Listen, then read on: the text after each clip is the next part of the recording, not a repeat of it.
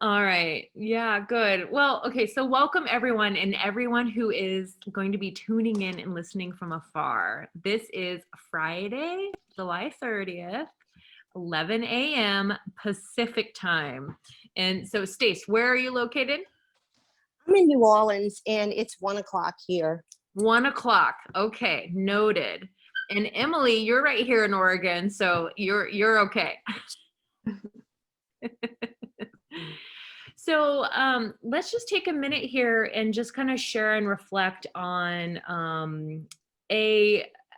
how clear has our program been for you so far? What would you like to see more clarification on? I think I'm good with everything so far. I love the diet. Good. And I can honestly say, eating this way so far this week, I have so much more mental clarity. I don't feel as bloated and I have more energy. And I don't know, and I'm really enjoying the meal plan. I really am. Good. Well, I like seeing the excitement about next week's meal plan because we don't have the protein meal replacement in. You're going to see even more real food. You're still going to be able to meet those kind of restricted calorie goals that are really helpful for weight loss and also, maintaining that sense of nutrition long term. Emily, do you have anything to add? I am enjoying the food too. I know I like the repetition. So when we have like the same lunch 2 days in a row or whatever, it makes it easy to like prep it one day and then have it the next day as well. The dinners I've been doing the dinners and it's just been a little bit more difficult because it's something new every night. And I usually end up having leftovers because I make enough for my family and the kids don't tend to eat very much.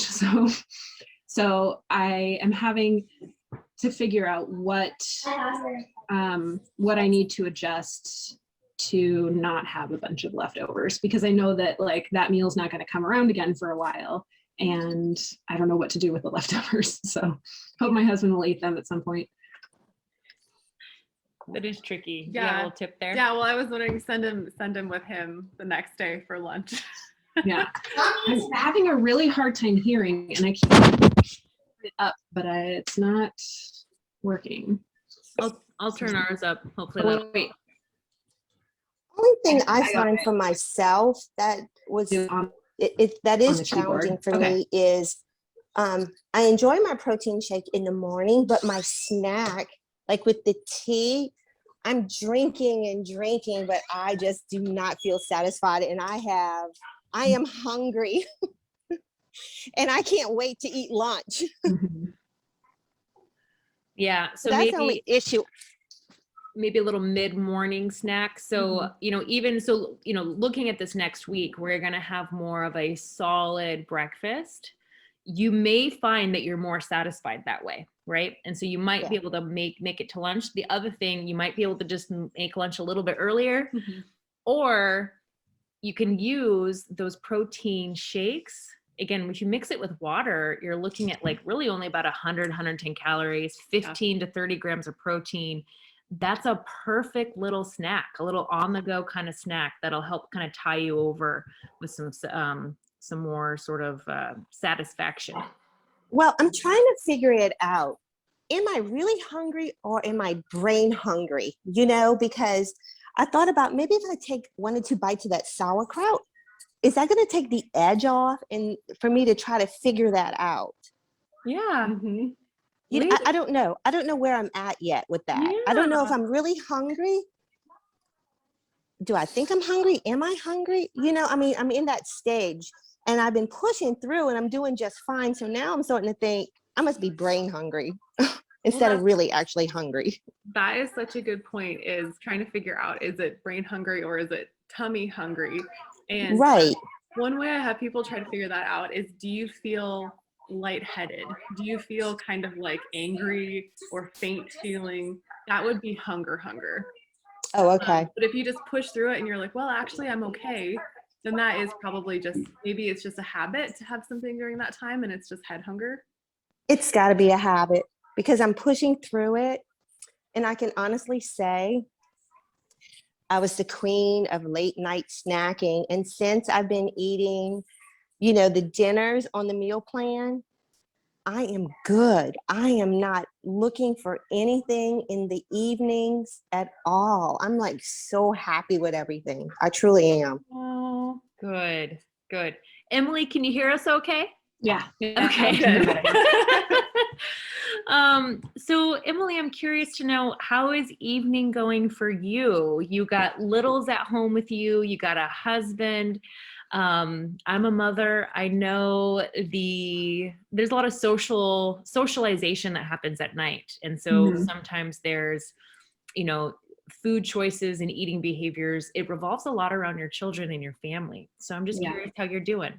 I've been doing a lot better. I think one thing that I talked to you about before starting the program was that I wasn't really fueling my body during the day. So it would end up being like, I put the kids to bed and I'm like, okay, now I'm going to have something to eat. And it would be stuff that wasn't great for fueling my body. So, so it was definitely late night snacking. And, but now that I'm focusing on myself and eating the foods on the menu, I'm not hungry at night. So, and I was worried about that too, because I thought, well, I'm going to have something because that's what I'm used to, but I don't feel that need. Yeah, habits are interesting, aren't they? Like these little behaviors, these little interactions, and then the attachment to these little habits that then start to form. I love that you guys have both already shared that you're really listening to your bodies and you're starting to kind of reflect and kind of lean into it. When we use or view food as nourishment in this way, and I think next week we have some sort of lectures or some educational materials coming to you via email that are going to talk about this, but really reflecting on we need to eat at regular times, and so by looking at food as a need is really, really helpful. And then as we go through our program, week 3, I'm going to be talking a lot about this interaction between these microorganisms that live in and inhabit our body and the influence that they have on our psychology and our metabolism. So there's some scientists out there that actually theorize that you aren't even in control of your own thoughts or behaviors, that the bacteria that inhabit you are actually driving you, which is kind of weird and kind of creepy. And kind of sci-fi, but that's where I get so excited about loving the fact that you guys are enjoying the sauerkraut and the fermented foods and eating more fiber, because what you're going to see is that this internal muscle of you listening to your body, you're actually listening to this environment, these microbes inside of you, and they're trying to tell you that you're taking good care of your body. You don't need that nighttime snack. You don't need that junk food. You need the real food so that you can create more internal strength and resilience. Your immune system gets better, your bowels get better, your skin gets better, your hormones get better. I mean, it's amazing. As women age, the risk of Alzheimer's, dementia, all sorts of different, even just how you react throughout menopause is going to change. And the healthier you start taking care of your body now, the healthier all of these things are going to, be as you keep going. Excellent. I'm just Felt so toxic. I feel so good now. It's like, and you know what, too? The portion sizes are right on point, because I really just threw everything out the window that I had learned from the beginning. And now recognizing the portions and seeing it, I was like, you know what? I am so satisfied with the portions. And, it just made me reflect on so many bad habits, which is embarrassing. But, I just went back to like, whatever, like I ate whatever, did whatever, and really wasn't paying a whole lot of attention to portion sizes, especially what I was eating, how I was eating it. So it's made a major impact this week for me. So I'm really happy. Good. I'm glad the portion sizes are working. I know that's like one of the first things that kind of does go by the wayside after surgery. But the good news is our stomach is an elastic muscle, and we can kind of bring it back so that we train it back into what your stomach should have been like right after surgery too. Yeah, so many times the sort of headline that we see around is a bariatric reset diet. And all they're doing in those moments is putting you back on meal replacements so that you're drinking liquids, which empty from the stomach a lot faster, but you aren't filling up on solid food, and you're changing that portion size again. And so the experience is, oh, I do feel restriction. Yeah. It's just an experience game. Your stomach is a muscle. It's just your stomach receptors relearning how far they need to stretch. Well, this is awesome. On that note, I wanted to check with Emily, because you had mentioned something about the portion sizing for stuff and trying to figure out how much to make at a meal for leftovers. And I want to make sure we answered that question for you. I think it's just something I have to play around with. I guess I feel like I would do better with the portion sizing if like the dinner was the same 2 nights in a row. And I know that's not going to work for everybody because some people are going to want the variety, but you're welcome to do that. Yes. Okay. I was wondering if there was a certain science to like eating these exact meals in this exact order. No, definitely not. It's, the meals are all nutritionally kind of similar in composition, very intentionally. So dinners are all kind of similar, but that gives you the freedom to say, I'm just going to make maybe even a little bit more, and then we have it the second night. So you're not making 2 sets of dinners for the family, because I know that can be a burden sometimes. Yeah. Well, that's great because Ruby, because we still have pasta left from I think Monday night, and so yeah, it'd be great if I could eat it, I don't know, like instead of making the cheeseburger salad or whatever. Although I'm looking forward to the cheeseburger salad. So. It is pretty delicious. Yeah, I and this is good for, again, the recording, and when the women in our program listen to this tomorrow or whenever, but the flexibility is really yours. So, I don't know, listen to what you need, listen to what your family needs. And there's no harm in, you can eat last night's dinner for lunch the next day, and so that's why we only created 4 weeks of meal plans. If everything's so regimented and everything's all spelt out, it feels a little rigid. And at least I know from my personal experience, because we've experimented with these meal plans and other scenarios. I can do it for about 3-4 days and then I get burnt out. And so I need variety too. I need a little flexibility.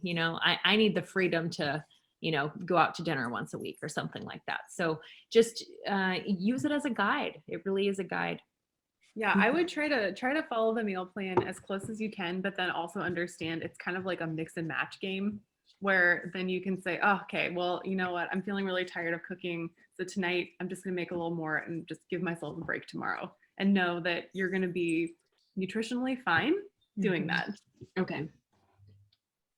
I was wondering if Stacy has a favorite meal. I really liked the quinoa and halloumi. I'd had halloumi like one time before, but that was really good. Isn't halloumi fun? And with the sauerkraut too. And I find that I don't really need the dressings. Like, I know the dressing is just like lemon juice and olive oil, but putting the sauerkraut on there kind of makes a dressing. So it does. I also loved the burger on top of the arugula with avocado and balsamic. I like all the meals so far, but today was really good too. It was the turkey, the ham. The turkey, the egg, tomato, and orange. Oh man, that was so good. I liked them. Yet. I've liked them all. Good. She's ahead of you in time zones. She's like, she already had lunch. Well, good. Yeah, I think, again, the real kind of clarity, and I love seeing that you guys are both already experiencing this, is that real food can be incredibly delicious. And it can be pretty easy to kind of mix and match. And when you get these different flavors, right, like the citrus with the arugula, you got like sweetness and bitter, and then you have like the fat and the delicious protein of like, you know, the animal protein, you know, little avocado with a little balsamic. Again, it's like you're really starting to learn the flavor profile of natural food. And so many times in the diet industry, people get swept up in, you know, again, the meal replacements, the bars, the chips, the low calorie thing. And, you know, all of the Western countries in the world, we love our convenient stuff. We've just gotten so far away from, again, what do your microbes really need? What does your metabolism really need? Excuse us there. I just want to take a quick minute and shift gears, and I'm just going to share my screen here and just look at that pre-course worksheet. Did any of you by chance spend time kind of with that? We kind of delivered a lot of information in that first, you know, orientation week. And if you haven't, that's totally okay. But I wanted to use this first meeting as an opportunity to, and if you want, you can pull out a piece of paper, a journal. Remember, we've kind of been inviting you to have a journal handy to kind of log your feelings and thoughts and just, you know, impressions throughout this journey. But I'll share my screen. Guess I'll just share my desktop.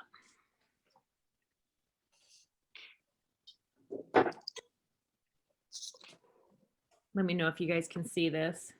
Yeah. And so again, week 1, we still have 5 more weeks to go, but this is a good time to kind of hold true, hold in your heart, you know, what are you hoping to get out of this course? And you don't have to share openly if you don't want to. We kind of did post this in a Facebook group thread, and so many of you really poured your heart out on that post, and I love that. That's really what I want is women. Yeah. I really wanted us to have a women's only group so that we could do stuff like this, because I think it is very therapeutic. So what are we hoping to get out of this course? And then just, again, I posted this, I think yesterday, or maybe it was this morning, but you know, what about exercise? I think Stacey and Emily, you guys were the two that were like, I mean, Emily posted that video of her in the gym, like crushing it. Yeah. Do that. I mean, literally, like, yes, I am applauding you. Movement is one of the most, again, it's as essential to our body. Our human need is to move. And you know, just, can you bend? Can you flex? Can you jump? Can you roll? You know, all of those little just basic movements. If we don't use them, we lose them. Plus, from metabolism's perspective, Emily, you've openly shared this with me. You know, the pandemic kind of shut down a lot of our traditional exercise sort of ways, right? So if our gym shut down, if our exercise classes shut down, it kind of, we all stalled a little bit. And yeah, the pandemic was scary. I mean, in our state, they made us feel like it wasn't even safe to go outside. Yeah. You know, the virus wasn't in the air. Yes, we could still go outside, but we still felt that kind of threat. So not anticipating that we're going to continue to keep living through pandemics, but you never know, we might, right? And so what other sort of things can we be reflecting on, practicing, implementing? You know, what types of movement, how true can we hold this need for movement to where it becomes so ingrained that we just naturally do it anyway? We naturally do it even if our gym is closed. We naturally do it every day because it's as essential to our body as water. And so one of our modules coming up is going to just describe all these sort of non-traditional ways that movement and exercise can be done. It can be done playfully, right? It can be done recreationally as like a sport, you know, with a little competition. You know, it can be done with family. It can be done by yourself, you know, and just because we're saying exercise, that doesn't necessarily mean we have to get red in the face and power lift either. It can just be squatting on the ground or standing up or, you know, again, crawling or bear crawling, right? You can crab walk, you can, you know, so again, all these kind of fun functional movements that again are really going to help us age gracefully. And the other thing here with exercise is it doesn't necessarily mean you're going to lose weight. Exercise is one of those things where your body needs it in order to be better utilizers of the energy you've just consumed, which means that if you stop exercising, you're much more likely to gain weight because you aren't using energy. But really, exercise just makes you more efficient at eating energy and then using that energy. So it's better at maintaining body weight. So I do invite every single person in our program. We're not exercise physiologists, but we both move a lot and we love moving, and moving's great. It's a human need. And so we just want to encourage you to, you know, keep reflecting on how are you moving and can you keep moving? The next line here is support system. And so, you know, Stacy, you're with your daughter and, you know, her family, and Emily, you've got your husband and your kids. And, you know, we created this course in this environment to also serve as another extension of your support system. So even if you feel like you are getting support from family or friends, know that we are also here for you in that way. And so that's where you can post on the Facebook group anything. Literally, I want you to know anything is okay and safe. And sometimes we can also serve as to offset sometimes the expectation we put on our family and friends for being there for us for this specific need, right? So Yeah. it's specific, you know, bariatric surgery, lifelong struggles with weight to the need of needing bariatric surgery. These are very sensitive and very specific issues. And so we are here to serve as that support system for you. Just some more reflection things here about timing and how you spend time eating. So one of the other kind of microbiome digestive health kind of topics is how mindful are you of the time and the environment in which you are eating. So often we eat on the go, or we eat in the car, or we eat while standing, or, you know, I am guilty of all of these as a busy working mother. So I can empathize and sympathize when sometimes we don't take the time to do this for ourselves. But this course and this group is really going to serve as these internal and external sort of reminders for, you know, can we practice these things? Water intake is really, really important. So make sure you're getting enough water. Remember, we did have that little checklist, the bariatric basics. Do the basics every day, get the basics down. We have to keep reminding ourselves what the basics are so that we can really, really nail those down.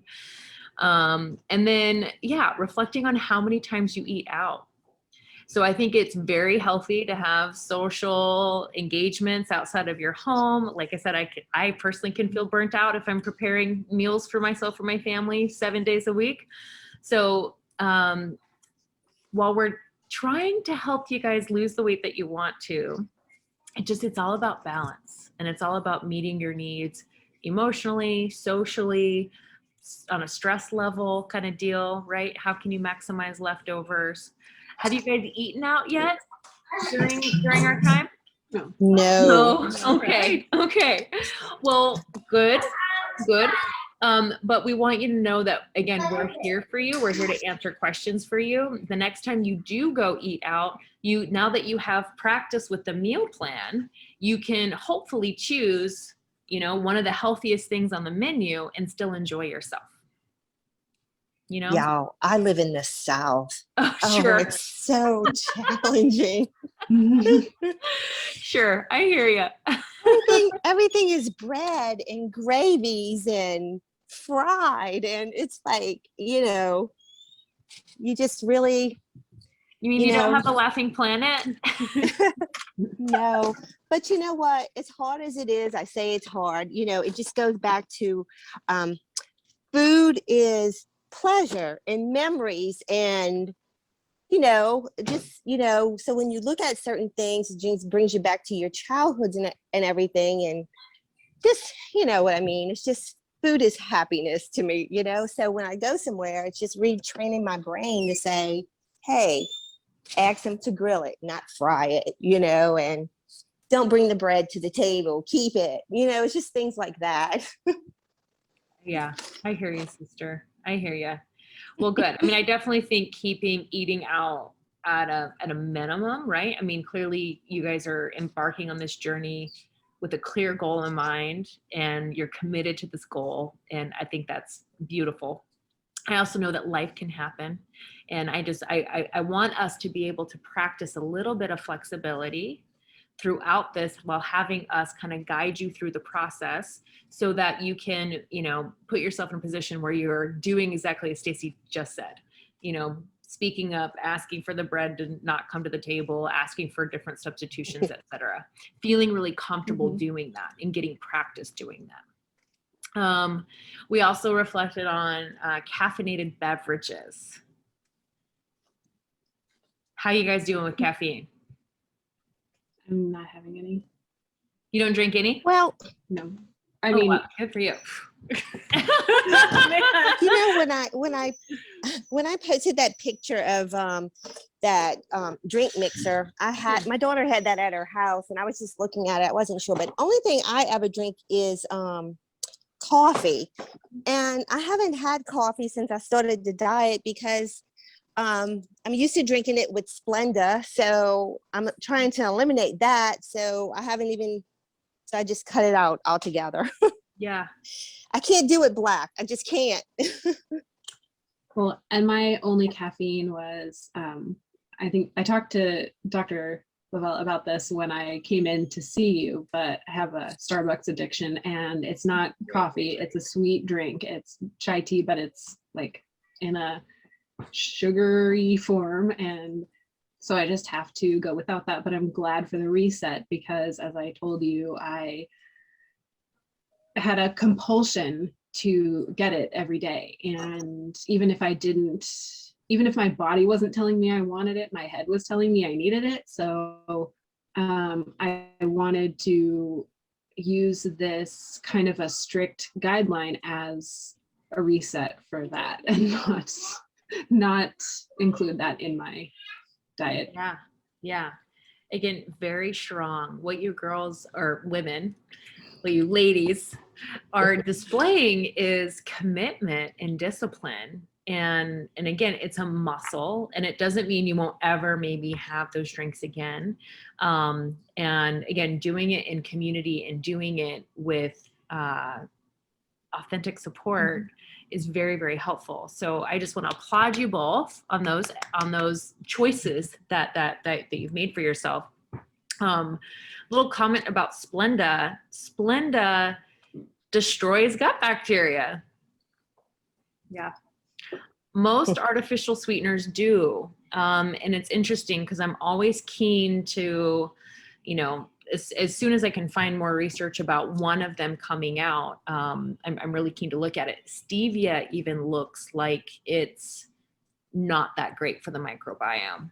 As far as I can tell, monk fruit's okay. Monk fruit actually seems to be beneficial to the gut microbiome. And all I can say is, whew, good, because it is really helpful in some recipes, right? And in especially some of our protein shakes, like they're all sweet. Have you noticed that? They're almost all sweet. I think Andre makes like a chicken broth flavor one. There is unflavored protein powder. One that I've used in the past is like an egg white protein. And again, think about like your green tea or something. If you really wanted to, you could probably blend it with your green tea. It might be a little viscous, but yeah, so the sweetener aspect of life, I think, you know, there's certain like salad dressings, for example, where I just want like some vinegar and you know, a little bit of sweetness to it, a little bit of lemon juice, a little bit of sweetness to it. So knowing that monk fruit isn't bad for you, that makes me feel good. Have you heard of any other ones that are? I mean, obviously all the man-made ones like aspartame and stuff are terrible. Yeah. I always read that it creates a toxic environment in your intestines so that the bacteria can't live in there. So it always kind of crushes my soul a little bit when I hear people say that sweeteners are fine. Like there's no like research that shows they're bad for us, but it's like, oh, but there is. Yeah. There is something.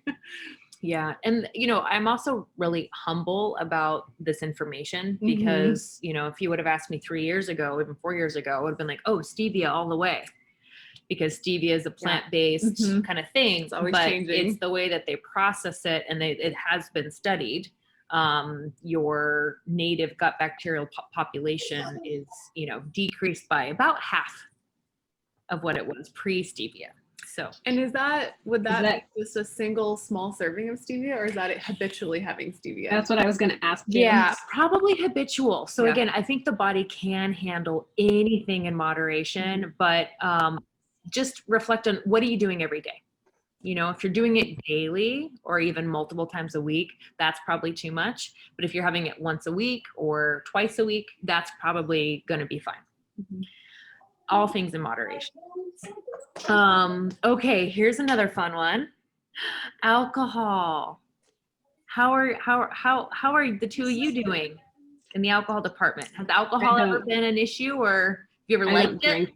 I don't drink alcohol, so You're perfect, Emily. Just not perfect. I have quit many. Starbucks. Yeah, I have many obsessions and addictions, but alcohol is not one of them. Alcoholism runs in my family, which is one of the reasons that I avoid it, because I don't care for it that much. And after I had my surgery, I noticed that even if I had just had a little bit, it only made me tired. It didn't make me like feel good or feel, loose, and it just made me want to go to sleep. So it was like, I don't need this. I don't think it tastes that good. It doesn't make me feel good. Alcoholism runs in my family. I just don't need it. So Beautiful. Again, tap into that every time that you feel like there's a habit that isn't serving you in any way, right? The Starbucks thing, tap into that. Exactly what you just told me about the alcoholism, about how it really makes you feel, how you don't really, it's not something you need. That's beautiful. That's absolutely beautiful. Stacy. Yeah, no, I don't drink. I think the last time I had a drink was before the pandemic. I went on a cruise, and since it's been, so I don't drink. I might have a drink socially if I go somewhere, but I haven't been anywhere in so long. No weddings, like that sort of thing, or a brunch. I haven't been to anything since this pandemic has happened. Okay, well, good. Well, for people who are going to be listening to the recording, this is just a reflection about how alcohol doesn't necessarily, again, so everything, time and place and social thing, right? So weddings, celebrations, of course, casually, my husband's a winemaker, so we always have wine on our table. So there is definitely a cultural place for these things. And there's also a personal relationship to these things, just like the habits and, compulsions, as Emily has described and shared. So with alcohol, if anybody is consuming any and would like any more discussion or direction on how to use it, just reach out, because we can continue to address this. It is something that can hinder as much as be appropriate. Everything is on this duality of not necessarily right and wrong, but it's just time and place and how it's used. Soda. Did you guys ever go back to drinking real soda between your surgery and when you joined us? yeah, No. I did. I would have like 1 cup a day, and sometimes I didn't finish the cup, but it was like if I was outside working in the yard or something and got really hot, it felt like something that was good and refreshing after doing that. And it did become like something I felt I needed, but I haven't had a problem giving it up this week. So That's great. Mostly had an addiction to Powerade Zero, Yeah. then soft drinks. Yeah. It I don't know, there's such a childhood nostalgia sometimes, like for me, is what comes up. and again, for not really knowing any better, I mean, Coca-Cola has been around for over 100 years, long time. And I think just, as nutritionists and scientists, we just know that the chemicals in it have changed in the last 100 years, Yeah, and people used to go to a diner and get a small Coke. And that's what they would do. They wouldn't, so yeah, how we've consumed it and purchased it has changed too. Yeah. There was one point in my life before I had bypass surgery that I made a New Year's resolution to give up soda. And I wasn't drinking that much at the time, maybe like 1 can a day or something like that. But when I actually followed through on that, there came a point where I tasted it and I thought, this is really gross. Actually, like I didn't like anything carbonated, like no seltzer water or anything like that. And I at some point got back that taste for it, but it's interesting how my tastes changed after not having it for a certain amount of time. Yeah. That I think so. They're just like we've been talking about the practice of going without. The commitment to no more Powerade Zero, the commitment to no more coffee with my Splenda, the commitment to not compulsively going to Starbucks every day. That is a skill and that is a muscle of willpower. That is like strength, that is internal, that is a display of internal resiliency. And so I love these practices of reflecting on things like that and then also following through on them. Just a little follow-up question on that. How does it feel to you internally when you've made a commitment to yourself not to do those things and then say something happens and you almost experience a relapse? Have you guys experienced anything like that before? And again, we're not necessarily going down the wild discussion of like, drug addiction or alcohol addiction or anything like that. But like, say, for example, Stacy, if you were to tomorrow wake up in the morning and have your coffee and put your Splenda in it, how would you feel? Would you feel guilty? Would you feel satisfied? Would you feel sneaky, like you were cheating? Like, I'm just curious, how would you feel? I would feel guilty. And I would feel guilty. I would still drink it and I'd feel guilty. And then when I'd finish it, I'd feel like, well, why did you do that? You just left yourself down again. Why are you doing this? Why you keep repeating this pattern?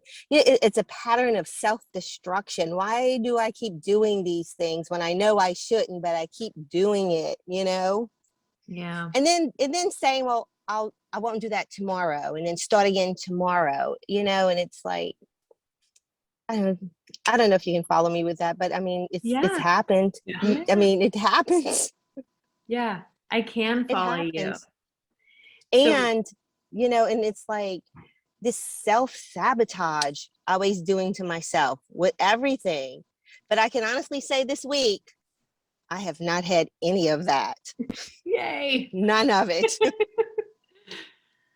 And I think a lot of it is, in my mind, I think the food menu, the food that we're eating, it's just amazing. It's like, like I find I have triggers and like, how you see stuff and you just can't get it out of your mind. Like, like I'm here babysitting children all day long and there's cookies and chips and everything. But I can honestly say I'm so satisfied with my food that it's not making me look at that the same way I used to. I can pass it up and it doesn't even bother me. I like close the cabinet and it's like, I don't need to see it. And it's not going to bother me anymore. I don't know. I've been doing really good this week. So I think the food is really helping me, get past all these bad habits that I've started.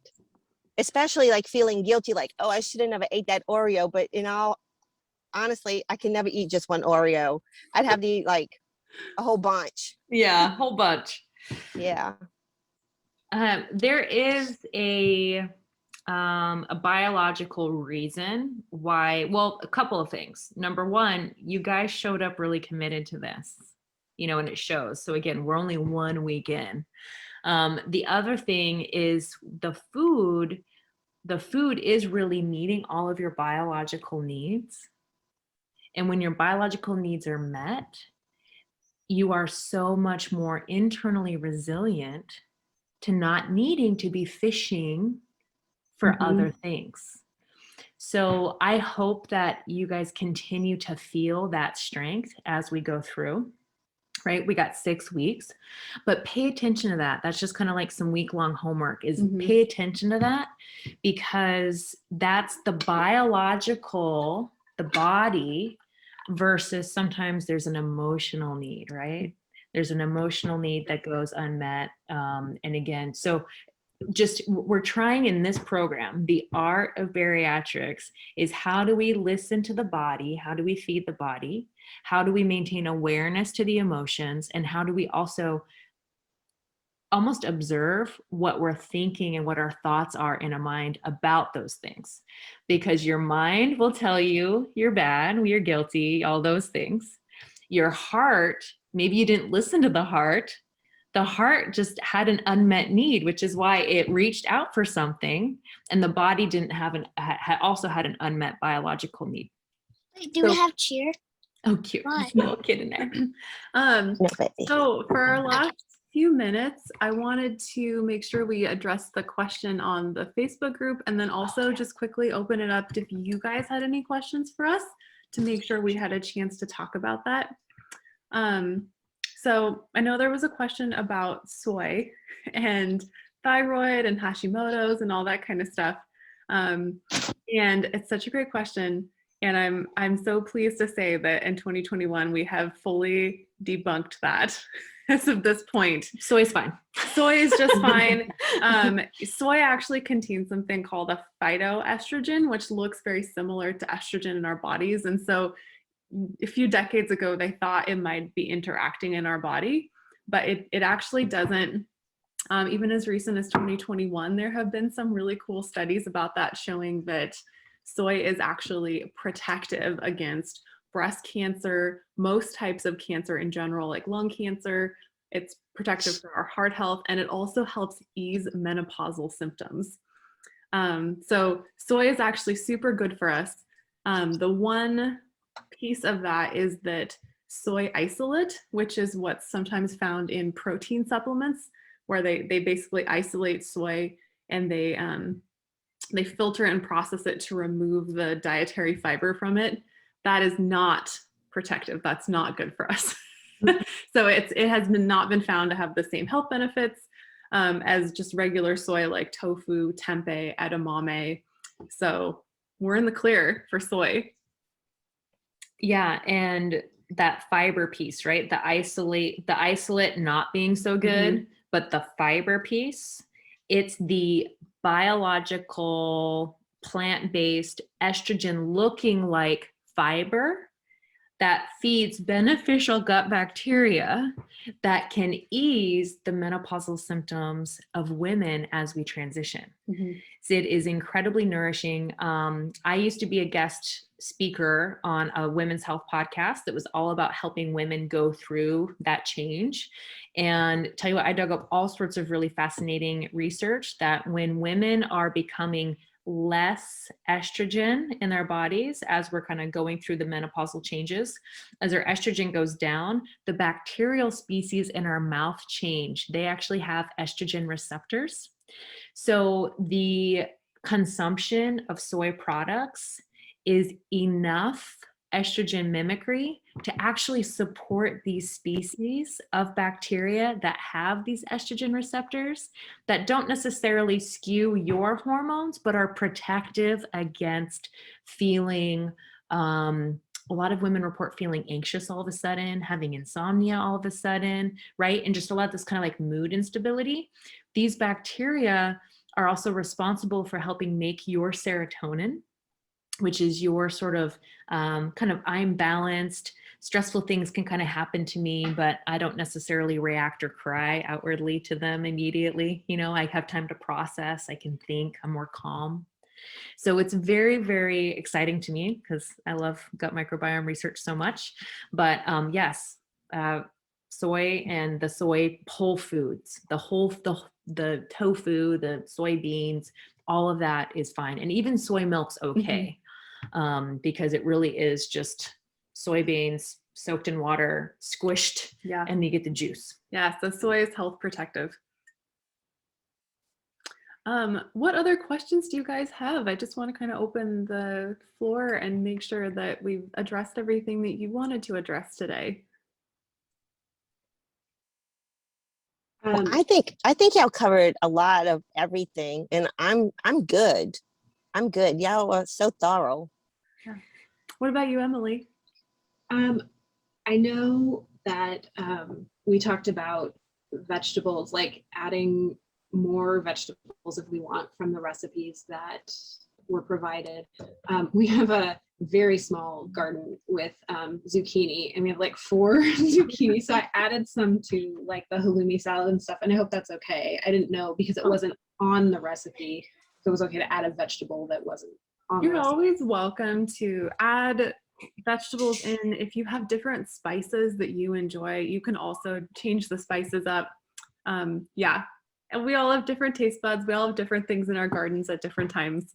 I think herbs are also really helpful too. Like, you know, some of because the recipes are kind of, they're not over the top in terms of their flavor. I don't know. I mean, you guys said that you love them, and I think that's fantastic, but they are sometimes kind of plainer, if that makes Yeah. sense. So, you know, chopped chives, give it a little like onion spin. Chopped dill, give it a little dill character. I mean, I love cilantro. I put cilantro on almost everything.